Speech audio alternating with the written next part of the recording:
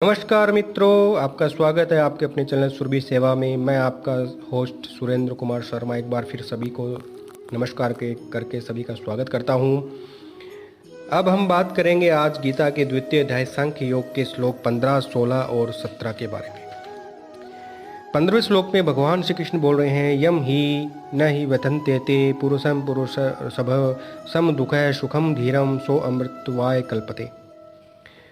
क्योंकि हे पुरुषश्रेष्ठ, दुख सुख को समान समझने वाले जिस धीर पुरुष को ये इंद्रिय और विषयों के संयोग व्याकुल नहीं करते, वह मोक्ष के योग्य होता है। अब इसमें एते पद किनका वाचक और न व्यथन्त्येते क्या भाव है? विषयों के साथ इंद्रियों के जो संयोग है, जिनके लिए पूर्व श्लोक में मात्रा स्पर्शा पद का प्रयोग किया गया था, उन्हीं का वाचक यहाँ एते पद है। और न व्यथन्त्येते से यह भाव दिखलाया गया है कि विषयों के संयोग वियोग में राग द्वेष और हर शोक न करने का अभ्यास करते करते जब साधक की ऐसी स्थिति हो जाती है कि किसी भी इंद्रिय का किसी भी भोग के साथ संयोग किसी प्रकार उसे व्याकुल नहीं कर सकता, उसमें किसी तरह का विकार उत्पन्न नहीं कर सकता, तब ये समझना चाहिए कि वह धीर पुरुष सुख दुख में समभाव वाला हो गया है, वह मोक्ष के योग्य होता है। इसका क्या भाव है? इसमें भगवान यह बतलाया है कि उपयुक्त समभाव वाला पुरुष मोक्ष का परमात्मा की प्राप्ति का पात्र बन जाता है और उसे शीघ्र ही अपरोक्ष भाव से परमात्मा की प्राप्ति हो जाती है। 16वें श्लोक में बोला गया है कि नासतो विद्यते भावो ना भावो विद्यते सतः उभयोरपि दृष्टो अंतस्त्वन्योस्तत्वदर्शिभिः। असत वस्तु की तो सत्ता नहीं है और सत्य वस्तु का अभाव नहीं है। इस प्रकार इन दोनों का ही तत्वज्ञानी पुरुषों द्वारा देखा गया है। अब इसमें असत शब्द को किसका वाचक कहा गया? असत पद यहाँ परिवर्तनशील शरीर, इंद्रिय और इंद्रियों के विषयों सहित समस्त जड़ वर्ग का वाचक है और उसी की सत्ता यानी भाव नहीं है। इससे भगवान ने यह भाव दिखलाया है कि वह जिस काल में प्रतीत होता है उसके पहले भी नहीं था और पीछे भी नहीं रहेगा। अतएव जिस समय प्रतीत होता है उस समय भी वास्तव में नहीं है। इसलिए यदि तुम भीष्मादि स्वजनों के शरीरों के या अन्य किसी जड़ वस्तु के नाश की आशंका से शोक करते हो तो तुम्हारा वह शोक करना अनुचित है। यह सत शब्द से क्या अभिप्राय है? सत पद यहाँ परमात्म तत्ववाचक है जो सर्वव्यापी है और नित्य है, उसका अभाव नहीं है। इस कथन से यह भाव दिखलाया गया है कि उसका कभी किसी भी निमित्त से परिवर्तन या अभाव नहीं होता, वह सदा एक रस अखंड और निर्विकार रहता है। इसलिए यदि तुम आत्म रूप से भीष्मादि के नाश की आशंका करके शोक करते हो तो भी तुम्हारा शोक करना उचित नहीं है।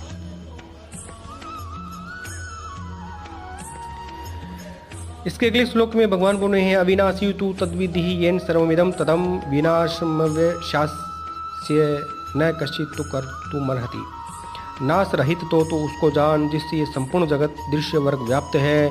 इस अविनाशी का विनाश करने में कोई भी समर्थ नहीं है। अब इसमें सर्वम के सहित इदम पद यहाँ किसका वाचक है और वह किसके द्वारा व्याप्त है तथा जिससे व्याप्त है उसे विनाशी कहने का क्या अभिप्राय है? इसके जवाब में यही बात बोल सकते हैं कि शरीर, इंद्रिय, मन, भोगों की सामग्री और भोग स्थान आदि समस्त जड़वर्ग का वाचक यहाँ सर्वम के सहित इदम पद है। वह संपूर्ण जड़ वर्ग चेतन परमात्मा तत्व से व्याप्त है। उस परमात्मा तत्व को अविनाशी कहकर भगवान ने यह भाव दिखलाया है कि पूर्व श्लोक में जिस सत्य तत्व का मैंने लक्षण किया है तथा तत्व ज्ञानियों ने जिस तत्व को सत्य निश्चित किया है वह परमात्मा ही अविनाशी नाम से कहा गया है। अब इसमें एक प्रश्न यह भी है कि इस अविनाशी का विनाश करने में कोई भी समर्थ नहीं है। इस कथन का क्या अभिप्राय? इससे भगवान ने यह भाव दिखलाया है कि आकाश से बादल के सदृश इस परमात्मा तत्व के द्वारा अन्य सब जड़वर्ग व्याप्त होने के कारण उनमें से कोई भी इस परमात्मा तत्व का नाश नहीं कर सकता। अतएव सदा सर्वदा विद्यमान रहने वाला होने से ही यही एकमात्र सत्य तत्व है। तो मित्रों, आज हमने गीता के 15, 16 और 17वें श्लोक के बारे में समझा, जाना। मैंने चेष्टा की आपको समझाने की। आशा करता हूँ आपको ये समझ में आया होगा। अब हम बात करते हैं कि क्या करें और क्या न करें में आज तीर्थ स्थान की। तीर्थ के बारे में नारद पुराण, स्कंद पुराण और शिव पुराण में और साथ ही पद्म पुराण में भी, गरुड़ पुराण में भी और अंतरिक्ष संहिता में भी कुछ बातें बताई गई हैं, उनको ध्यान में रखना चाहिए। पहली बात तो यह है कि जिसकी तीर्थों में श्रद्धा नहीं हो, जो पापी है, नास्तिक है, संशय करने वाला है और तर्कवादी है, ये 5 प्रकार के मनुष्य तीर्थ फल के भागी नहीं होते।